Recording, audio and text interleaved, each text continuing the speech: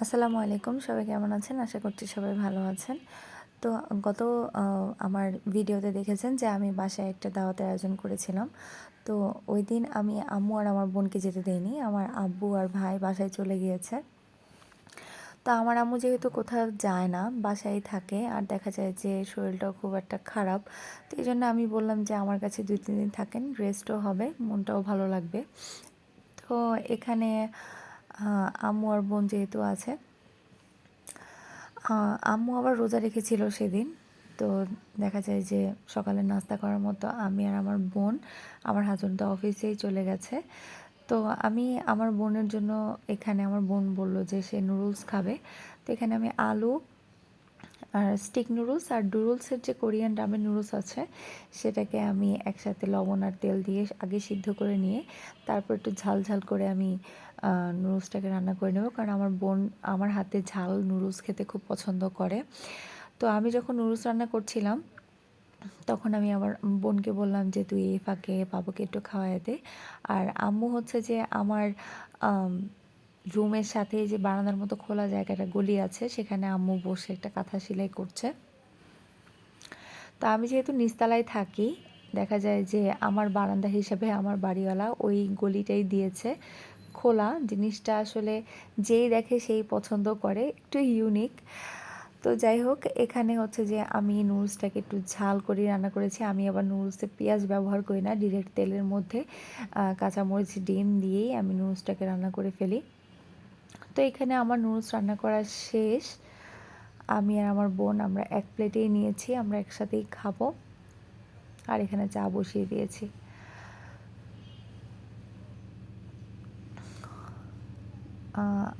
বাবু এখন আম্মুর কাছে গেছে, তো আমরা এখানে 2 বোন খেয়ে নিচ্ছি।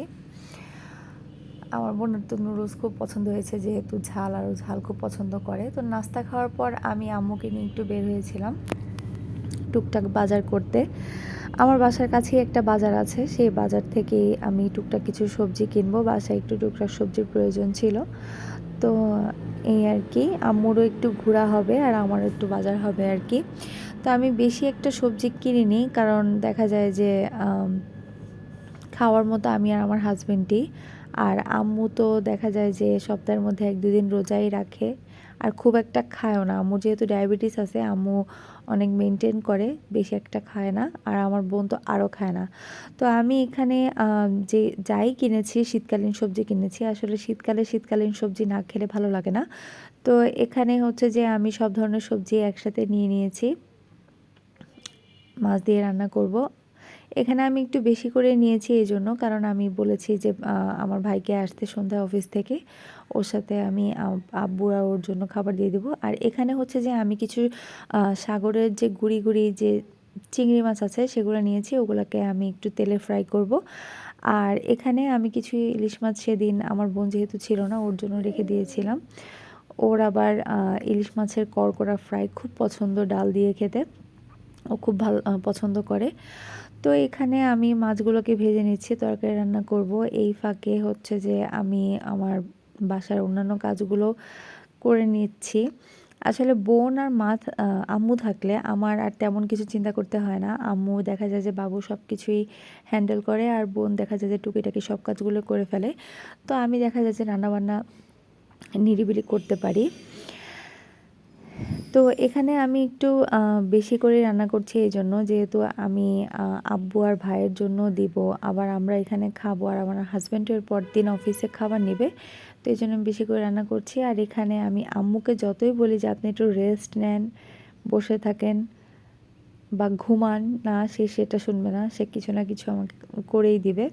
তো এখানে আমি যে ছোট ছোট চিংড়ি মাছগুলো আছে, সেগুলোকে সরিষার তেল, জিরার গুঁড়া, হলুদের গুঁড়া, মরিচের গুঁড়া, অল্প একটু আদা রসুন লবণ দিয়ে আমি এখানে মেরিনেট করে নিচ্ছি। এগুলোকে আমি যেহেতু তেলে ফ্রাই করব। আর এখানে হচ্ছে যে আমার সবজি কষানো প্রায় হয়ে গেছে। এদিকে আম্মু হচ্ছে যে বাবুকে গোসল করে খাওয়িয়ে ঘুম পাড়ায় রেখেছে।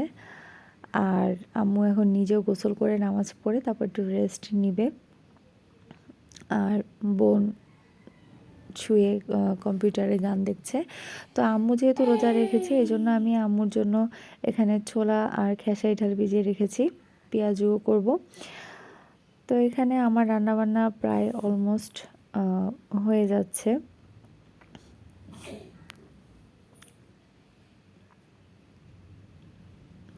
আমি আসলে আমি রান্না করে আম্মুকে খাওয়াইতে খুব নার্ভাস ফিল করি, কারণ আমার রান্নার অভিজ্ঞতা খুব কম। আর দেখা যায় যে আমি রান্না করতে গেলে একটু 19-20 হয়, তো দেখা যায় যে আমি আম্মুকে খাওয়াইতে খুব ভয় পাই, কারণ আম্মুর ভালো লাগে না, খারাপ লাগে। তারপরও আম্মু বলে যে না, এভাবে হতে হতে ঠিক হয়ে যাবে। তো যাই হোক, আমার রান্না আবার আমার আব্বু খুব পছন্দ করে। আমার আব্বু বলে আমি খুব নাকি সিম্পলভাবে রান্না করি। তো এই আর কি, এখানে আমি হচ্ছে যে সেই ছোটো ছোটো চিংড়ি মাছগুলো আছে সেগুলো তেলে এভাবে ফ্রাই করছি। এখানে অনেকেই আছে যে টমেটো বেশি করে পেঁয়াজ দিয়ে চচ্চড়ি করে খায়, কিন্তু আমার কেন জানি মনে হলো যে তেলে ফ্রাই করে খেলে কেমন হয়। তো এখানে আমি রান্না বান্না শেষ করে ফেলেছি। এরপরে আমি দেখা যায় যে এই ফাঁকে একটু গোসলও করে এসেছি। তো এখানে আমি কিছু কাঁচামরিচ নিয়েছি, যেগুলোকে আমি ভর্তা করব। আমার আম্মুর কাঁচামরিচের ভর্তা খুব পছন্দ। তো দেখা যায় যে সে যখন রাতে ভাত খাবে তখন বলেছে যে সে কাঁচামরিচের ভর্তা দিয়ে ভাত খাবে। তো এই তো আমি এখানে কাঁচামরিচগুলোকে খালি একটা কড়াইতে একটু টেলে নিচ্ছি। তারপর সেখানে আমি 2 কোয়া রসুন, একটা পেঁয়াজ আর লবণ দিয়ে আমি সেটাকে ব্লেন্ড করব। আমি যেহেতু পাটা পিষতে পারি না, তো এই জন্য আমি পাটা কিনেও নিই, ব্লেন্ডারেই আমি ব্লেন্ড করি, করে ভর্তা করি আর কি। তো এখানে হচ্ছে যে আমার এই যে ছোটো ছোটো চিংড়ি মাছগুলো আছে এগুলো অনেক ঝরঝরা হয়ে গেছে। এখন আমি এটাকে নামিয়ে ফেলবো। আর এখানে আমার মরিচগুলোকেও টালা শেষ। এদিকে আমি ইনফ্রারেন্টে ভাত বসিয়ে দিয়েছি, আর বোন এখানে হচ্ছে ইলিশ মাছকে মাখিয়ে ও এটা ফ্রাই করবে। তো এটা ফ্রাই করার পর আমি আবার এই ফাঁকে ডালও রান্না করেছি, ভর্তা করা শেষ। আমি আরও ইলিশ মাছ ভাজা, ডাল, ভর্তা আর 2টা শুকনো মরিচ দিয়ে ভাত খেয়ে উঠেছি। আমি ভাত খেয়ে সব কিছু পরিষ্কার টরিষ্কার করে এখানে আম্মুর ইফতারের জন্য ছোলা সিদ্ধ দিয়েছি, আর এখানে খেসারি ডালকে আমি ব্লেন্ড করে সেখানে আদা রসুন বাটা, হলুদের গুঁড়া, লবণ, কাঁচামরিচ, পেঁয়াজ দিয়ে মাখিয়ে আমি এখানে পেঁয়াজও ভাজতে দিয়েছি। আর পাশাপাশি আমি ছোলাওকে ভাজি করে নিব। আমি এখানে আলুর চপও বানিয়েছিলাম, কিন্তু আসলে ওগুলো ভিডিও করা হয়নি। আম্মু বলেছিল যে কি দরকার, আমি ইফতারি করে ভাত খেয়ে নিব না, কিন্তু আসলে আমার কাছেই মনে হচ্ছিল যে রোজা তো রোজাই, তাই আমি করেছি। আর আমরা তো সবাই সন্ধ্যার নাস্তা খাবোই, এজন্য আসলে সব কিছু একসাথেই করা আর কি। একসাথে 2 কাজ হবে, আম্মুর ইফতারিও হবে, আবার দেখা যায় যে আমাদের সন্ধ্যার নাস্তাটাও হয়ে যাবে। আসলে রমজান মাসে যে আমরা ছোলা ভাজা, তারপর পেঁয়াজু, আলুর চপ, বেগুনি খাই তা না, আমরা প্রায়ই দেখা যায় যে নাস্তা হিসাবে এগুলো সব একসাথে করে মুড়ি দিয়ে মাখিয়ে খাই। তো এই আর কি।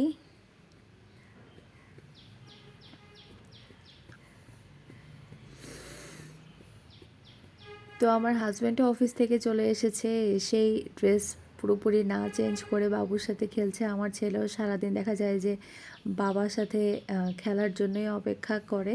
সে সারাদিন একা একাই খেলে, কিন্তু তার বাবা যখন আসে তখন সে অনেক বেশি খুশি থাকে, কারণ একমাত্র তার বাবাই তার সাথে খেলে। তো আম্মু হচ্ছে যে বলল যে তার মাথায় একটা নাস্তার আইডিয়া আসছে, সে একটা নাস্তা বানাবে। তো দেখা যায় যে সারাদিন আমি যেহেতু কিছু করতে দেইনি, তার তো রান্না করার অভ্যাস, কাজ করার অভ্যাস, এটা প্রতিটা মায়েরই অভ্যাস। তারা কখনো বসে থাকতে পারে না, তাদের রান্না বান্না একটু হলেও করতে হয়। তো এই জন্য আমি আর কিছু বলিনি যে আমি তো এত কিছু ইফতারের আইটেম তৈরি করেছি, আপনি আবার এই নাস্তা কেন বানাবেন, আমি কিছু বলিনি। যাক, করতে ইচ্ছে করছে হয়তো বা সারাদিন বসে থেকে অনেক বেশি বোর লাগছে, কারণ তার তো প্রতিদিনের অভ্যাস রান্না বান্না করা, রান্নাঘরে এটা করা ওইটা করা।